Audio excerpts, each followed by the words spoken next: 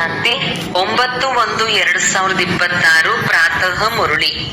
ಮಧುರ ಮಕ್ಕಳೇ, great great grand father ಅರ್ಥಾತ್ ಸರ್ವ ಧರ್ಮ ಪಿತರಿಗೂ ಆದಿಪಿತನು ಪ್ರಜಾಪಿತ ಬ್ರಹ್ಮ ಆಗಿದ್ದಾರೆ. ಇವರ ಕರ್ತವ್ಯವನ್ನು ನೀವು ಮಕ್ಕಳೇ ತಿಳಿದುಕೊಂಡಿದ್ದೀರಿ. ಪ್ರಶ್ನೆ: ಕರ್ಮಗಳನ್ನು ಶ್ರೇಷ್ಠ ಮಾಡಿಕೊಳ್ಳುವ ಯುಕ್ತಿ ಏನಾಗಿದೆ? ಉತ್ತರ: ಈ ಜನ್ಮದ ಯಾವುದೇ ವಿಕರ್ಮವನ್ನು ತಂದೆಯಿಂದ ಮುಚ್ಚಿಡಬೇಡಿ. ಶ್ರೀಮತದ ಅನುಸಾರ ಕರ್ಮ ಮಾಡಿ, ಆಗ ಪ್ರತಿ ಕರ್ಮ ಶ್ರೇಷ್ಠವಾಗುವುದು. ಎಲ್ಲವೂ ಕರ್ಮಗಳ ಮೇಲೆ ಅವಲಂಬಿತವಾಗಿದೆ. ಒಂದು ವೇಳೆ ಯಾವುದೇ ಪಾಪಕರ್ಮ ಮಾಡಿ ಅದನ್ನು ಮುಚ್ಚಿಟ್ಟರೆ ಅದಕ್ಕೆ 100ರಷ್ಟು ಶಿಕ್ಷೆಯಾಗುವುದು.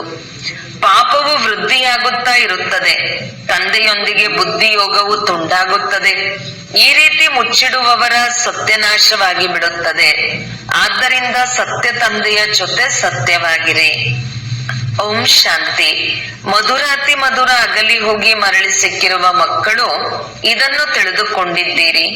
ಈ ಹಳೆಯ ಪ್ರಪಂಚದಲ್ಲಿ ನಾವು ಇನ್ನೂ ಸ್ವಲ್ಪ ದಿನಗಳ ಯಾತ್ರಿಕರಾಗಿದ್ದೇವೆ. ಇನ್ನು 40,000 ವರ್ಷಗಳು ನಾವು ಇಲ್ಲಿರುತ್ತೇವೆಂದು ಪ್ರಪಂಚದ ಮನುಷ್ಯರು ತಿಳಿದುಕೊಳ್ಳುತ್ತಾರೆ. ನೀವು ಮಕ್ಕಳಿಗಂತೂ ನಿಶ್ಚಯ ಇದೆ ಅಲ್ಲವೇ?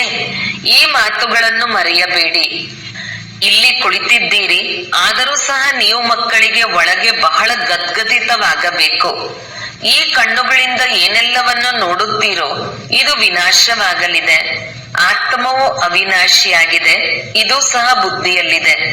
ನಾವಾತ್ಮರು ಪೂರ್ಣ 84 ಜನ್ಮಗಳನ್ನು ಪಡೆದುಕೊಂಡಿದ್ದೇವೆ. ಈಗ ಕರೆದುಕೊಂಡು ಹೋಗಲು ತಂದೆಯು ಬಂದಿದ್ದಾರೆ. ಯಾವಾಗ ಹಳೆಯ ಪ್ರಪಂಚವು ಮುಕ್ತವಾಗುವುದೋ ಆಗ ಹೊಸ ಪ್ರಪಂಚವನ್ನಾಗಿ ಮಾಡಲು ತಂದೆಯು ಬರುತ್ತಾರೆ. ಹೊಸ ಪ್ರಪಂಚದಿಂದ ಹಳೆಯದು ಮತ್ತು ಹಳೆಯದರಿಂದ ಹೊಸ ಪ್ರಪಂಚ. ಈ ಚಕ್ರದ ಜ್ಞಾನವು ನಿಮ್ಮ ಬುದ್ಧಿಯಲ್ಲಿದೆ. ನಾವು ಅನೇಕ ಬಾರಿ ಈ ಚಕ್ರವನ್ನು ಸುತ್ತಿದ್ದೇವೆ. ಈಗ ಈ ಚಕ್ರವು ಪೂರ್ಣವಾಗುತ್ತದೆ. ಮತ್ತೆ ಹೊಸ ಪ್ರಪಂಚದಲ್ಲಿ ನಾವೇ ಕೆಲವರು ದೇವತೆಗಳಿರುತ್ತೇವೆ, ಮನುಷ್ಯರು ಇರುವುದಿಲ್ಲ. ನಾವೀಗ ಮನುಷ್ಯರಿಂದ ದೇವತೆಗಳಾಗುತ್ತಿದ್ದೇವೆ. ಇದಂತೂ ಪಕ್ಕಾ ನಿಶ್ಚಯ ಇದೆ ಅಲ್ಲವೇ? ಬಾಕಿ ಎಲ್ಲವೂ ಕರ್ಮಗಳ ಮೇಲೆ ಅವಲಂಬಿಸಿದೆ. ಮನುಷ್ಯರು ಉಲ್ಟಾ ಕರ್ಮ ಮಾಡಿದರೆ ಅದು ಒಳಗೆ ಅವಶ್ಯಕವಾಗಿ ತಿನ್ನುತ್ತದೆ. ಆದ್ದರಿಂದ ತಂದೆಯು ಕೇಳುತ್ತಾರೆ, ಈ ಜನ್ಮದಲ್ಲಿ ಅಂತಹ ಯಾವುದೇ ಪಾಪವನ್ನಂತೂ ಮಾಡಿಲ್ಲವೇ? ಇದು ಚೀಚಿ ರಾವಣ ರಾಜ್ಯವಾಗಿದೆ.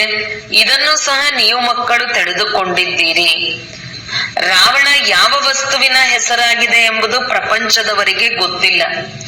ರಾಮರಾಜ್ಯ ಬೇಕೆಂದು ಬಾಪೂಜಿಯು ಹೇಳುತ್ತಿದ್ದರು, ಆದರೆ ಅರ್ಥವನ್ನು ತಿಳಿದುಕೊಂಡಿರಲಿಲ್ಲ. ರಾಮರಾಜ್ಯವು ಯಾವ ಪ್ರಕಾರದಲ್ಲಿರುತ್ತದೆ ಎಂಬುದನ್ನು ಈಗ ಬೇಹದ್ದಿನ ತಂದೆಯು ತಿಳಿಸುತ್ತಾರೆ. ಇದಂತೂ ಕಗ್ಗತ್ತಲೆಯ ಪ್ರಪಂಚವಾಗಿದೆ. ಈಗ ಬೇಹದ್ದಿನ ತಂದೆಯು ಮಕ್ಕಳಿಗೆ ಆಸ್ತಿಯನ್ನು ಕೊಡುತ್ತಿದ್ದಾರೆ. ನೀವೀಗ ಭಕ್ತಿ ಮಾಡುವುದಿಲ್ಲ. ಈಗ ತಂದೆಯ ಕೈ ಸಿಕ್ಕಿದೆ. ತಂದೆಯ ಆಶ್ರಯವಿಲ್ಲದೆ ನೀವು ವಿಷಯ ವ್ಯಾತರಣಿ ನದಿಯಲ್ಲಿ ಮುಳುಗುತ್ತಿದ್ದೀರಿ. ಅರ್ಧಕಲ್ಪ ಭಕ್ತಿ ಇರುತ್ತದೆ. ಜ್ಞಾನವು ಸಿಕ್ಕಿದಾಗ ನೀವು ಹೊಸ ಪ್ರಪಂಚ ಸತ್ಯಯುಗದಲ್ಲಿ ಹೊರಟು ಹೋಗುತ್ತೀರಿ. ನೀವು ಮಕ್ಕಳಿಗೆ ಈ ನಿಶ್ಚಯವಿದೆ, ನಾವು ತಂದೆಯನ್ನು ನೆನಪು ಮಾಡುತ್ತಾ ಮಾಡುತ್ತಾ ಪವಿತ್ರರಾಗಿ ಬಿಡುತ್ತೇವೆ ಮತ್ತು ಪವಿತ್ರ ಪ್ರಪಂಚದಲ್ಲಿ ಬರುತ್ತೇವೆ. ಈ ಜ್ಞಾನವೂ ಸಹ ಈಗ ಪುರುಷೋತ್ತಮ ಸಂಗಮ ಯುಗದಲ್ಲಿ ನಿಮಗೆ ಸಿಗುತ್ತದೆ. ಇದು ಪುರುಷೋತ್ತಮ ಸಂಗಮ ಯುಗವಾಗಿದೆ. ನೀವೀಗ ಪತೀತರಿಂದ ಪಾವನರು, ಮುಳ್ಳುಗಳಿಂದ ಹೂಗಳಾಗುತ್ತಿದ್ದೀರಿ. ಯಾರು ಮಾಡುತ್ತಿದ್ದಾರೆ? ತಂದೆಯನ್ನು ಅರಿತಿದ್ದೀರಿ. ಅವರು ನಾವಾತ್ಮರ ಬೇಹದ್ದಿನ ತಂದೆಯಾಗಿದ್ದಾರೆ. ಲೌಕಿಕ ತಂದೆಗೆ ಬೇಹದ್ದಿನ ತಂದೆ ಎಂದು ಹೇಳುವುದಿಲ್ಲ. ಪಾರಲೌಕಿಕ ತಂದೆಯು ಆತ್ಮಗಳ ಲೆಕ್ಕದಿಂದ ಎಲ್ಲರ ತಂದೆಯಾಗಿದ್ದಾರೆ. ಮತ್ತೆ ಬ್ರಹ್ಮರವರ ಪರಿಚಯವೂ ಬೇಕಲ್ಲವೇ? ನೀವು ಮಕ್ಕಳೀಗ ಎಲ್ಲರ ಕರ್ತವ್ಯವನ್ನು ಅರಿತುಕೊಂಡಿದ್ದೀರಿ. ವಿಷ್ಣುವಿನ ಕರ್ತವ್ಯವನ್ನು ಅರಿತಿದ್ದೀರಿ. ವಿಷ್ಣು ಎಷ್ಟು ಶೃಂಗರಿಸಲ್ಪಟ್ಟಿದ್ದಾರೆ? ಸ್ವರ್ಗದ ಮಾಲೀಕ ಅಲ್ಲವೇ? ಈ ಶೃಂಗಾರವು ಸಂಗಮ ಯುಗದ್ದು ಎಂದೇ ಹೇಳಬಹುದು. ಮೂಲವತನ, ಸೂಕ್ಷ್ಮವತನ, ಸ್ಥೂಲವತನ ಇವೆಲ್ಲವೂ ಸಂಗಮದಲ್ಲಿಯೇ ಬರುತ್ತದೆ ಅಲ್ಲವೇ? ತಂದೆಯು ತಿಳಿಸುತ್ತಾರೆ, ಹಳೆಯ ಪ್ರಪಂಚ ಮತ್ತು ಹೊಸ ಪ್ರಪಂಚದ ನಡುವಿನ ಇದು ಸಂಗಮ ಯುಗವಾಗಿದೆ. ಹೇ ಪತೀತ ಪಾವನ ಬನ್ನಿ ಎಂದು ಕರೆಯುತ್ತಾರೆ. ಪಾವನ ಪ್ರಪಂಚವು ಹೊಸ ಪ್ರಪಂಚ ಮತ್ತು ಪತೀತ ಪ್ರಪಂಚವು ಹಳೆಯ ಪ್ರಪಂಚವಾಗಿದೆ. ಇದನ್ನು ಸಹ ತಿಳಿದುಕೊಂಡಿದ್ದೀರಿ. ಬೇಹದ್ದಿನ ತಂದೆಯದು ಸಹ ಈಗ ಪಾತ್ರವಿದೆ. ರಚಯಿತ ನಿರ್ದೇಶಕನಾಗಿದ್ದಾರಲ್ಲವೇ? ಎಲ್ಲರೂ ಅವರನ್ನು ನಂಬುತ್ತಾರೆ. ಅಂದ ಮೇಲೆ ಅವಶ್ಯಕವಾಗಿ ಅವರದು ಏನೋ ಕರ್ತವ್ಯ ಇರಬೇಕಲ್ಲವೇ? ಅವರಿಗೆ ವ್ಯಕ್ತಿ ಎಂದು ಹೇಳಲಾಗುವುದಿಲ್ಲ, ಏಕೆಂದರೆ ಅವರಿಗೆ ಶರೀರವಿಲ್ಲ. ಉಳಿದೆಲ್ಲವರಿಗೆ ಮನುಷ್ಯರು ಅಥವಾ ದೇವತೆಗಳೆಂದು ಹೇಳುತ್ತಾರೆ. ಶಿವ ತಂದೆಗೆ ಮನುಷ್ಯನೆಂದಾಗಲಿ ದೇವತೆಗಳೆಂದಾಗಲಿ ಹೇಳುವುದಿಲ್ಲ, ಏಕೆಂದರೆ ಅವರಿಗೆ ಶರೀರವೇ ಇಲ್ಲ. ಇದನ್ನು ಸ್ವಲ್ಪ ಸಮಯಕ್ಕಾಗಿ ತೆಗೆದುಕೊಂಡಿದ್ದಾರೆ. ತಿಳಿಸುತ್ತಾರೆ, ಮಧುರಾತಿ ಮಧುರ ಮಕ್ಕಳೇ, ನಾನು ಶರೀರವಿಲ್ಲದೆ ರಾಜಯೋಗವನ್ನು ಹೇಗೆ ಕಲಿಸಲಿ? ನನ್ನನ್ನು ಮನುಷ್ಯರು ಕಲ್ಲು ಮುಳ್ಳಿನಲ್ಲಿದ್ದಾರೆಂದು ಹೇಳಿಬಿಡುತ್ತಾರೆ. ಆದರೆ ಈಗಂತೂ ನೀವು ಮಕ್ಕಳು ನಾನು ಹೇಗೆ ಬರುತ್ತೇನೆ ಎಂಬುದನ್ನು ತಿಳಿದುಕೊಂಡಿದ್ದೀರಿ. ನೀವೀಗ ರಾಜಯೋಗವನ್ನು ಕಲಿಯುತ್ತಿದ್ದೀರಿ. ಯಾವುದೇ ಮನುಷ್ಯರು ಇದನ್ನು ಕಲಿಸಲು ಸಾಧ್ಯವಿಲ್ಲ. ದೇವತೆಗಳು ರಾಜಯೋಗಿಗಳಾಗಿದ್ದಾರೆ. ಇವರು ಹೇಗಾದರೂ ಅವಶ್ಯಕವಾಗಿ ಪುರುಷೋತ್ತಮ ಸಂಗಮ ಯುಗದಲ್ಲಿಯೇ ರಾಜಯೋಗವನ್ನು ಕಲಿತಿರಬೇಕು ಅಂದಾಗ ಇದನ್ನು ಸ್ಮರಣೆ ಮಾಡಿ. ಈಗ ನೀವು ಮಕ್ಕಳಿಗೆ ಅಪಾರ ಖುಷಿಯಾಗಬೇಕು. ನಾವೀಗ 84 ಜನ್ಮಗಳ ಚಕ್ರವನ್ನು ಪೂರ್ಣ ಮಾಡಿದ್ದೇವೆ. ತಂದೆಯು ಕಲ್ಪಕಲ್ಪವೂ ಬರುತ್ತಾರೆ. ಸ್ವಯಂ ತಂದೆಯೇ ತಿಳಿಸುತ್ತಾರೆ, ಇವರದು ಬಹಳ ಜನ್ಮಗಳ ಅಂತಿಮ ಜನ್ಮವಾಗಿದೆ. ಯಾವ ಶ್ರೀಕೃಷ್ಣನು ಸತ್ಯಯುಗದ ರಾಜಕುಮಾರನಾಗಿದ್ದರೋ ಅವರೇ ಮತ್ತೆ 84 ಜನ್ಮಗಳ ಚಕ್ರವನ್ನು ಸುತ್ತುತ್ತಾರೆ. ನೀವು ಶಿವನಿಗೆ 84 ಜನ್ಮಗಳೆಂದು ಹೇಳುವುದಿಲ್ಲ. ನಿಮ್ಮಲ್ಲಿಯೂ ಇದು ನಂಬರ್ವಾರ್ ಪುರುಷಾರ್ಥದ ಅನುಸಾರ ತಿಳಿದುಕೊಂಡಿದ್ದಾರೆ. ಮಾಯೆಯು ಬಹಳ ಕಠಿಣವಾಗಿದೆ, ಯಾರನ್ನೂ ಬಿಡುವುದಿಲ್ಲ. ಇದನ್ನು ತಂದೆಯು ಚೆನ್ನಾಗಿ ತಿಳಿದುಕೊಂಡಿದ್ದಾರೆ. ತಂದೆಯು ಅಂತರ್ಯಾಮಿ ಎಂದು ತಿಳಿದುಕೊಳ್ಳಬೇಡಿ. ಅವರಿಗೆ ಎಲ್ಲರ ನಡತೆಯಿಂದಲೇ ಅರ್ಥವಾಗುತ್ತದೆ, ಸಮಾಚಾರವೂ ಬರುತ್ತದೆ. ಮಾಯೆಯು ಒಮ್ಮೆಲೆ ಹಸಿ ಹಸಿಯಾಗಿಯೇ ಹೊಟ್ಟೆಯಲ್ಲಿ ಹಾಕಿಕೊಳ್ಳುತ್ತದೆ. ಇಂತಹ ಬಹಳ ಮಾತುಗಳು ನೀವು ಮಕ್ಕಳಿಗೆ ತಿಳಿಯುವುದೇ ಇಲ್ಲ. ತಂದೆಗೆ ಎಲ್ಲವೂ ಅರ್ಥವಾಗುತ್ತದೆ. ಆದ್ದರಿಂದ ತಂದೆಯು ಅಂತರ್ಯಾಮಿಯಾಗಿದ್ದಾರೆಂದು ಮನುಷ್ಯರು ತಿಳಿದುಕೊಳ್ಳುತ್ತಾರೆ. ತಂದೆಯು ತಿಳಿಸುತ್ತಾರೆ, ನಾನು ಅಂತರ್ಯಾಮಿ ಅಲ್ಲ. ಪ್ರತಿಯೊಬ್ಬರ ನಡತೆಯಿಂದಲೇ ಎಲ್ಲವೂ ಅರ್ಥವಾಗುತ್ತದೆ. ಬಹಳ ಚೀಚಿ ಚಲನೆಯಲ್ಲಿ ನಡೆಯುತ್ತಾರೆ. ತಂದೆಯು ಮಕ್ಕಳಿಗೆ ಎಚ್ಚರಿಕೆ ನೀಡುತ್ತಾರೆ, ಮಕ್ಕಳೇ ಮಾಯೆಯಿಂದ ಸಂಭಾಲನೆ ಮಾಡಿಕೊಳ್ಳಿ. ಮಾಯೆ ಯಾವುದಾದರೊಂದು ರೂಪದಲ್ಲಿ ನುಂಗಿ ಬಿಡುತ್ತದೆ. ಬಲೆ ತಂದೆಯು ತಿಳಿಸುತ್ತಾರೆ, ಆದರೂ ಸಹ ಬುದ್ಧಿಯಲ್ಲಿ ಕುಳಿತುಕೊಳ್ಳುವುದಿಲ್ಲ. ಆದ್ದರಿಂದ ಮಕ್ಕಳು ಬಹಳ ಎಚ್ಚರಿಕೆಯಿಂದ ಇರಬೇಕು. ಕಾಮ ಮಹಾಶತ್ರುವಾಗಿದೆ. ನಾವು ವಿಕಾರದಲ್ಲಿ ಹೋಗಿದ್ದೇವೆ ಎಂಬುದು ಸಹ ಗೊತ್ತಾಗುವುದಿಲ್ಲ. ಆದ್ದರಿಂದ ತಂದೆಯು ತಿಳಿಸುತ್ತಾರೆ, ಯಾವುದೇ ತಪ್ಪುಗಳಾಗುತ್ತದೆ ಎಂದರೆ ಮುಚ್ಚಿಡಬೇಡಿ, ಸ್ಪಷ್ಟವಾಗಿ ತಿಳಿಸಿ. ಇಲ್ಲದಿದ್ದರೆ 100ರಷ್ಟು ಪಾಪವಾಗಿ ಬಿಡುವುದು. ಮನಸ್ಸು ತಿನ್ನುತ್ತಿರುವುದು, ಒಮ್ಮೆಲೆ ಬಿದ್ದು ಹೋಗುವಿರಿ. ಸತ್ಯ ತಂದೆಯ ಜೊತೆ ಬಹಳ ಸತ್ಯವಾಗಿರಬೇಕು, ಇಲ್ಲವಾದರೆ ಬಹಳ ಬಹಳ ನಷ್ಟವಾಗುತ್ತದೆ. ಮಾಯೆಯು ಈ ಸಮಯದಲ್ಲಿ ಬಹಳ ಕಠಿಣವಾಗಿದೆ. ಇದು ರಾವಣನ ಪ್ರಪಂಚವಾಗಿದೆ. ನಾವು ಈ ಹಳೆಯ ಪ್ರಪಂಚವನ್ನೇಕೆ ನೆನಪು ಮಾಡುವುದು? ನಾವಂತೂ ಹೊಸ ಪ್ರಪಂಚವನ್ನು ನೆನಪು ಮಾಡಬೇಕು. ಎಲ್ಲಿಗೆ ಈಗ ಹೋಗುತ್ತಿದ್ದೇವೆ? ತಂದೆಯು ಹೊಸ ಮನೆಯನ್ನು ಕಟ್ಟಿಸಿದಾಗ ನಮಗಾಗಿ ಮನೆಯು ತಯಾರಾಗುತ್ತಿದೆ ಎಂದು ಮಕ್ಕಳು ತಿಳಿದುಕೊಳ್ಳುತ್ತಾರಲ್ಲವೇ? ಖುಷಿ ಇರುತ್ತದೆ. ಹಾಗೆ ಇದು ಬೇಹದ್ದಿನ ಮಾತಾಗಿದೆ. ನಮಗಾಗಿ ಹೊಸ ಪ್ರಪಂಚ ಸ್ವರ್ಗವಾಗುತ್ತಿದೆ. ಸ್ವರ್ಗದಲ್ಲಿ ಇರುವುದಕ್ಕಾಗಿ ಅವಶ್ಯಕವಾಗಿ ಮನೆಯೂ ಬೇಕು. ನಾವೀಗ ಹೊಸ ಪ್ರಪಂಚದಲ್ಲಿ ಹೋಗಲಿದ್ದೇವೆ. ಎಷ್ಟು ತಂದೆಯನ್ನು ನೆನಪು ಮಾಡಿದೆವೋ ಅಷ್ಟು ಹೂಗಳಾಗುತ್ತೇವೆ. ನಾವು ವಿಕಾರಗಳಿಗೆ ವಶವಾಗಿ ಮುಳ್ಳುಗಳಾಗಿ ಬಿಟ್ಟಿದ್ದೇವೆ. ತಂದೆಗೆ ಗೊತ್ತಿದೆ, ಮಾಯೆಯು ಅರ್ಧಂಬರ್ಧ ಇರುವವರನ್ನು ಒಮ್ಮೆಲೆ ತಂದು ಬಿಡುತ್ತದೆ. ನಿಮಗೂ ತಿಳಿದಿದೆ, ಯಾರು ಬರುವುದಿಲ್ಲವೋ ಅವರು ಮಾಯೆಗೆ ವಶವಾಗಿ ಬಿಟ್ಟರಲ್ಲವೇ? ತಂದೆಯ ಬಳಿ ಬರುವುದೇ ಇಲ್ಲ. ಹೀಗೆ ಮಾಯೆಯು ಅನೇಕರನ್ನು ನುಂಗಿ ಬಿಡುತ್ತದೆ. ಬಹಳ ಒಳ್ಳೆಯದು ಎಂದು ಹೇಳಿ ಹೋಗುತ್ತಾರೆ. ನಾವು ಹೀಗೆ ಮಾಡುತ್ತೇವೆ, ಹಾಗೆ ಮಾಡುತ್ತೇವೆ, ನಾವಂತೂ ಯಜ್ಞಕ್ಕಾಗಿ ಪ್ರಾಣ ಕೊಡುವುದಕ್ಕೂ ತಯಾರಾಗಿದ್ದೇವೆ ಎಂದು ಹೇಳುತ್ತಾರೆ.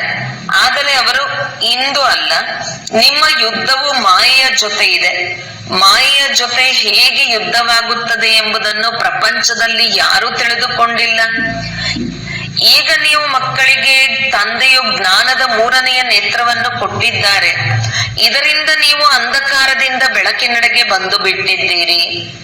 ಆತ್ಮಕ್ಕೆ ಈ ಜ್ಞಾನದ ನೇತ್ರವನ್ನು ಕೊಡುತ್ತಾರೆ. ಆದ್ದರಿಂದಲೇ ತಂದೆಯು ತಿಳಿಸುತ್ತಾರೆ, ನೀವು ತಮ್ಮನ್ನು ಆತ್ಮನೆಂದು ತಿಳಿಯಿರಿ. ಬೇಹದ್ದಿನ ತಂದೆಯನ್ನು ನೆನಪು ಮಾಡಿ. ಭಕ್ತಿಯಲ್ಲಿ ನೀವು ನೆನಪು ಮಾಡುತ್ತಿದ್ದೀರಲ್ಲವೇ? ಬಾಬಾ ತಾವು ಬಂದರೆ ಬಲಿಹಾರಿಯಾಗುತ್ತೇವೆಂದು ಹೇಳುತ್ತಿದ್ದೀರಿ. ಹೇಗೆ ಬಲಿಹಾರಿಯಾಗುವುದು ಎಂಬುದನ್ನು ತಿಳಿದುಕೊಂಡಿರಲಿಲ್ಲ. ಈಗ ನಿಮಗೆ ಅರ್ಥವಾಗಿದೆ. ಹೇಗೆ ನಾವು ಆತ್ಮರಿದ್ದೇವೆಯೋ ಅದೇ ರೀತಿ ತಂದೆಯೂ ಇದ್ದಾರೆ. ತಂದೆಯದು ಅಲೌಕಿಕ ಜನ್ಮವಾಗಿದೆ. ನೀವು ಮಕ್ಕಳಿಗೆ ಎಷ್ಟು ಚೆನ್ನಾಗಿ ಓದಿಸುತ್ತಾರೆ. ನೀವು ಸಹ ಹೇಳುತ್ತೀರಿ, ಇವರು ಅದೇ ತಂದೆಯಾಗಿದ್ದಾರೆ. ಯಾರು ಕಲ್ಪವೂ ತಂದೆಯಾಗುತ್ತಾರೆ. ನಾವು ಸಹ ಬಾಬಾ ಬಾಬಾ ಎಂದು ಹೇಳುತ್ತೇವೆ. ತಂದೆಯು ಮಕ್ಕಳೇ ಎಂದು ಹೇಳುತ್ತಾರೆ. ಅವರೇ ಶಿಕ್ಷಕನ ರೂಪದಲ್ಲಿ ರಾಜಯೋಗವನ್ನು ಕಲಿಸುತ್ತಾರೆ. ಮತ್ಯಾರೂ ರಾಜಯೋಗವನ್ನು ಕಲಿಸಲು ಸಾಧ್ಯವಿಲ್ಲ. ನಿಮ್ಮನ್ನು ವಿಶ್ವದ ಮಾಲೀಕರನ್ನಾಗಿ ಮಾಡುತ್ತಾರೆ ಅಂದ ಮೇಲೆ ಇಂತಹ ತಂದೆಗೆ ಮಕ್ಕಳಾಗಿ ಮತ್ತೆ ಅದೇ ಶಿಕ್ಷಕರ ಶಿಕ್ಷಣವನ್ನು ಪಡೆಯಬೇಕಲ್ಲವೇ? ಗದ್ಗತಿತರಾಗಬೇಕು. ಒಂದು ವೇಳೆ ಪತಿತರಾದರೆ ಮತ್ತೆ ಖುಷಿ ಇರುವುದಿಲ್ಲ. ಬಲೆ ಎಷ್ಟಾದರೂ ತಲೆ ಕೆಡಿಸಿಕೊಳ್ಳಲಿ, ಹೇಗೆ ಅವರು ನಮ್ಮ ಕುಲದವರು ಅಲ್ಲವೇ ಎಂದು. ಇಲ್ಲಿ ಮನುಷ್ಯರಿಗೆ ಎಷ್ಟೊಂದು ಉಪನಾಮಗಳಿರುತ್ತವೆ. ನಿಮ್ಮ ಉಪನಾಮವು ನೋಡಿ ಎಷ್ಟು ದೊಡ್ಡದಾಗಿದೆ. ಇವರು ಅತಿ ದೊಡ್ಡ ಗ್ರೇಟ್ ಗ್ರ್ಯಾಂಡ್ ಫಾದರ್ ಬ್ರಹ್ಮ ಆಗಿದ್ದಾರೆ. ಅವರನ್ನು ಯಾರೂ ತಿಳಿದುಕೊಂಡಿಲ್ಲ. ಶಿವತಂದೆಗಂತೂ ಸರ್ವವ್ಯಾಪಿ ಎಂದು ಹೇಳಿಬಿಟ್ಟಿದ್ದಾರೆ. ಬ್ರಹ್ಮನ ಬಗ್ಗೆಯೂ ಯಾರಿಗೂ ಅರ್ಥವಾಗುವುದಿಲ್ಲ. ಬ್ರಹ್ಮ ವಿಷ್ಣು ಶಂಕರನ ಚಿತ್ರವೂ ಇದೆ. ಬ್ರಹ್ಮನನ್ನು ಸೂಕ್ಷ್ಮವತನದಲ್ಲಿ ತೋರಿಸಿದ್ದಾರೆ.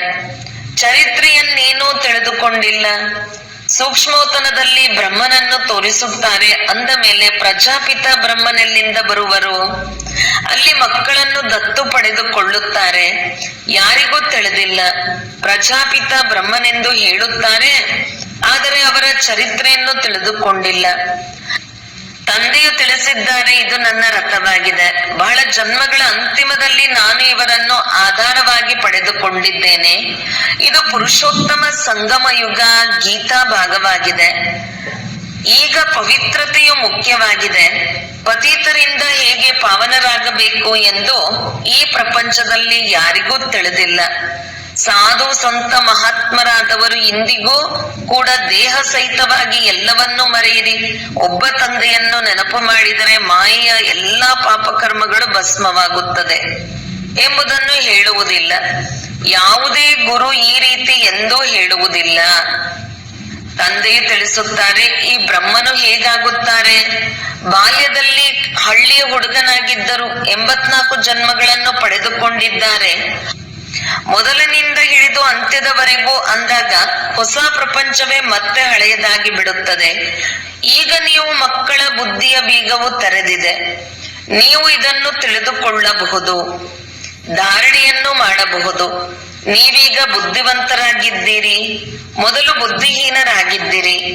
ಈ ಲಕ್ಷ್ಮೀನಾರಾಯಣರು ಬುದ್ಧಿವಂತರಾಗಿದ್ದಾರೆ ಮತ್ತು ಇಲ್ಲಿನವರು ಬುದ್ಧಿಹೀನರಾಗಿದ್ದಾರೆ. ಮುಂದೆ ನೋಡಿ, ಇವರು ಸ್ವರ್ಗದ ಮಾಲೀಕರಲ್ಲವೇ? ಕೃಷ್ಣನು ಸ್ವರ್ಗದ ಮಾಲೀಕನಾಗಿದ್ದನು, ಮತ್ತೆ ಈಗ ಅಂತಿಮ ಜನ್ಮದಲ್ಲಿ ಸಾಧಾರಣ ವ್ಯಕ್ತಿಯಾಗಿದ್ದಾರೆ. ನೀವು ಬಹಳ ಇದನ್ನು ಧಾರಣೆ ಮಾಡಿ ಖಂಡಿತ ಪವಿತ್ರರಾಗಬೇಕು. ಮುಖ್ಯವಾದದ್ದು ಪವಿತ್ರತೆಯ ಮಾತಾಗಿದೆ. ಬಾಬಾ ಮಾಯೆಯು ನಮ್ಮನ್ನು ಬೀಳಿಸಿಬಿಟ್ಟಿತು, ಕುದೃಷ್ಟಿ ಆಯಿತೆಂದು ಬರೆಯುತ್ತಾರೆ. ಅದಕ್ಕೆ ತಂದೆಯು ತಿಳಿಸುತ್ತಾರೆ, ತಮ್ಮನ್ನು ಆತ್ಮನೆಂದು ತಿಳಿಯಿರಿ. ನಾವೀಗ ಮನೆಗೆ ಹೋಗಬೇಕಾಗಿದೆ.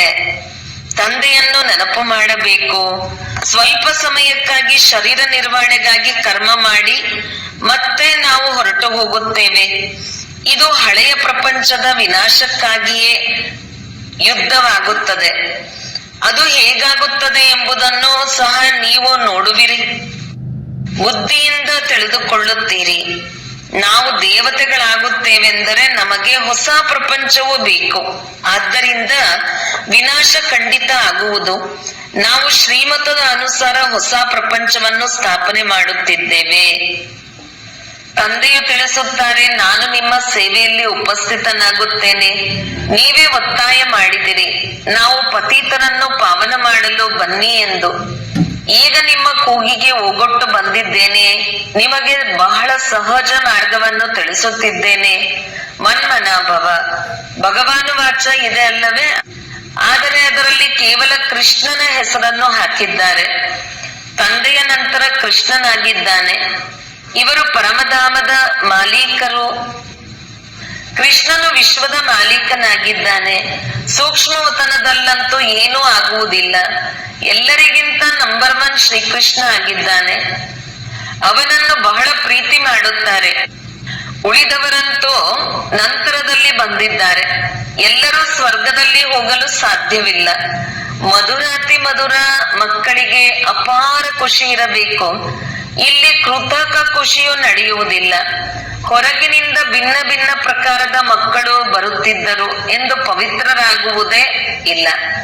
ತಂದೆಯು ತಿಳಿಸುತ್ತಿದ್ದರು, ವಿಕಾರದಲ್ಲಿ ಹೋಗುತ್ತೀರೆಂದರೆ ಮತ್ತೇಕೆ ಬರುತ್ತೀರಿ ಎಂದು. ಅದಕ್ಕೆ ಅವರು, ಏನು ಮಾಡುವುದು, ನನಗೆ ಇರಲು ಆಗುವುದಿಲ್ಲ, ಪ್ರತಿನಿತ್ಯವೂ ಬರುತ್ತದೆ. ಬಹುಶಃ ಯಾವಾಗಲಾದರೂ ಅಂತಹ ಬಾಣವು ನಾಟಿ ಬಿಡುವುದೇನು?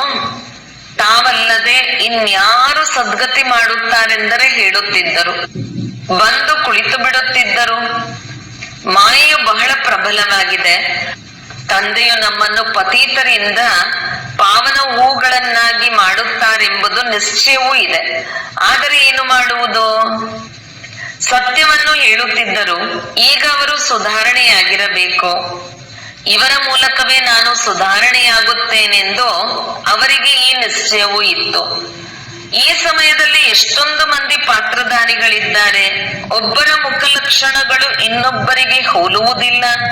ಮತ್ತೆ ಕಲ್ಪದ ನಂತರ ಅದೇ ಮುಖಲಕ್ಷಣಗಳಿಂದ ಪಾತ್ರ ಪುನರಾವರ್ತಿಸುತ್ತೀರಿ.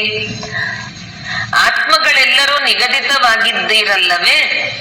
ಎಲ್ಲ ಪಾತ್ರಧಾರಿಗಳು ಬಹಳ ನಿಖರವಾಗಿ ಪಾತ್ರವನ್ನು ಅಭಿನಯಿಸುತ್ತಾ ಇರುತ್ತಾರೆ. ಸ್ವಲ್ಪವೂ ಅಂತರವಾಗಲು ಸಾಧ್ಯವಿಲ್ಲ. ಎಲ್ಲ ಆತ್ಮರು ಅವಿನಾಶಿಯಾಗಿದ್ದಾರೆ. ಅವರಲ್ಲಿ ಅವಿನಾಶಿ ಪಾತ್ರವು ನಿಗದಿಯಾಗಿದೆ. ಎಷ್ಟೊಂದು ತಿಳಿಸುವ ಮಾತುಗಳಾಗಿವೆ. ಮಕ್ಕಳಿಗೆ ಎಷ್ಟೊಂದು ತಿಳಿಸುತ್ತೇನೆ, ಆದರೂ ಮರೆತು ಹೋಗುತ್ತಾರೆ.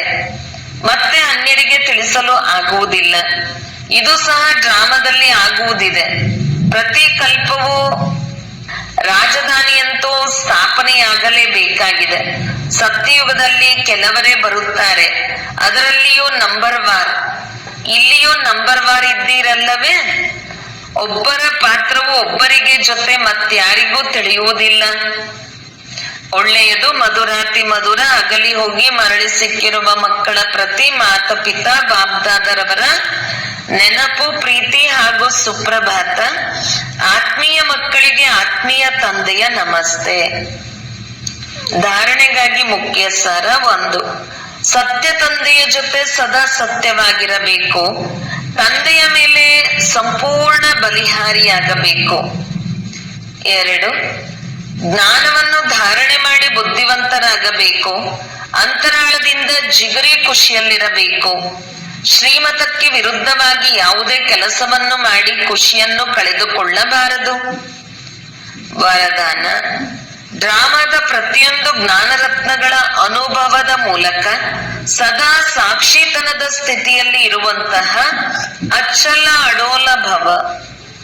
ಯಾರು ಡ್ರಾಮಾದ ಮಾತಿನಲ್ಲಿ ಅನುಭವಿಯಾಗಿದ್ದಾರೆಯೋ ಅವರು ಸದಾ ಸಾಕ್ಷಿತನದ ಸ್ಥಿತಿಯಲ್ಲಿ ಸ್ಥಿತರಾಗಿದ್ದು ಏಕರಸ ಹಾಗೂ ಅಚ್ಚಲ ಅಡೋಲ ಸ್ಥಿತಿಯ ಅನುಭವವನ್ನು ಮಾಡುತ್ತಾರೆ. ಡ್ರಾಮಾನುಸಾರ ಮಾತಿನ ಅನುಭವಿ ಆತ್ಮನೆಂದು ಕೆಡುಕಿನಲ್ಲಿಯೂ ಕೆಡಕನ್ನು ನೋಡದೆ ಒಳಿತನ್ನು ನೋಡುವುದು, ಅರ್ಥಾತ್ ಸ್ವಕಲ್ಯಾಣದ ಮಾರ್ಗವು ಕಾಣಿಸುವುದು. ಅಕಲ್ಯಾಣದ ಖಾತೆಯು ಸಮಾಪ್ತಿಯಾಗಿ ಬಿಡುತ್ತದೆ. ಕಲ್ಯಾಣಕಾರಿ ತಂದೆಯ ಮಕ್ಕಳಾಗಿದ್ದೇವೆ. ಇದು ಕಲ್ಯಾಣಕಾರಿ ಯುಗವಾಗಿದೆ ಎಂಬ ಈ ಜ್ಞಾನ ಹಾಗೂ ಅನುಭವದಿಂದ ಅಧಿಕಾರದಿಂದ ಅಚಲ ಅಡೋಲರಾಗಿರಿ. ಸ್ಲೋಗನ್: ಯಾರು ಸಮಯವನ್ನು ಅಮೂಲ್ಯವೆಂದು ತಿಳಿದುಕೊಂಡು ಸಫಲ ಮಾಡುವರು ಅವರು ಸಮಯದಲ್ಲಿ ಮೋಸಕ್ಕೊಳಗಾಗುವುದಿಲ್ಲ.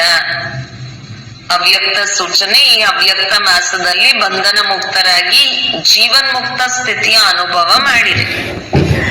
ಜ್ಞಾನ ಖಜಾನೆಯ ಮೂಲಕ ಈಗಲೇ ಮುಕ್ತಿ ಜೀವನ್ಮುಕ್ತಿಯ ಅನುಭವ ಮಾಡಬೇಕು. ಯಾವುದೇ ದುಃಖ ಅಶಾಂತಿಯ ಕಾರಣವಿರುವ ವಿಕಾರಗಳಿಂದ ಸಂಪೂರ್ಣ ಮುಕ್ತರಾಗಬೇಕು.